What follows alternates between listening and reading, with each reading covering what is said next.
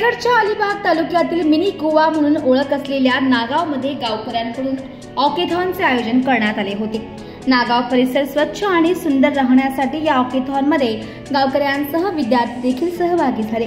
सरपंच हर्षदा मयेकर यांच्या नेतृत्वात ही स्वच्छतेच्या पुढाकारासाठी ऑकेथॉन मोहीम राबवण्यात आली। यामध्ये डॉक्टर, स्थानिक व्यावसायिक, विद्यार्थी मोठ्या संख्येने सहभागी झाले होते।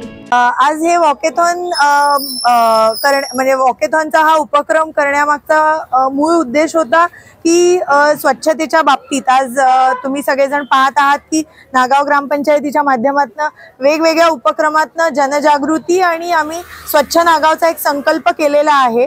तर त्या बाबतीत सगळ्या ग्रामस्थांना माहिती पडावं की काय करायला हवंय, नक्की कचऱ्याचं करायचंय काय, कचरा पेटी जी ग्रामपंचायतीच्या माध्यमातून ओल्या आणि सुका कचऱ्यासाठी जे वेगवेगळं वाटप केलेलं आहे तर त्याचं काय करायचंय।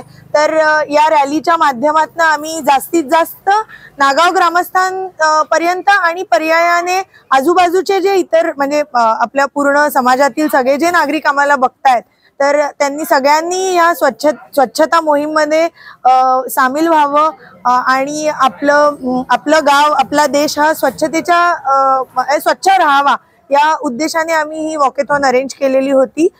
नागाव ग्रामपंचायतीचे सगळे माझे सदस्य त्यानंतर म्हणजे पंचायतीत प्रत्येक कानाकोपऱ्यात काम करणारा प्रत्येक कर्मचारी सगळ्या व्यक्तींनी याच्यामध्ये उत्स्फूर्तपणे सहभाग घेतला। शाळेचे विद्यार्थी आणि सगळेजण आम्ही एकत्र येऊन आमचा प्रयत्न एकच आहे की नागावला शून्य कचरा व्यवस्थापन आणि स्वच्छ व सुंदर नागाव। आणि या माध्यमातून आम्ही वेगवेगळे उपक्रम करीत आहोत।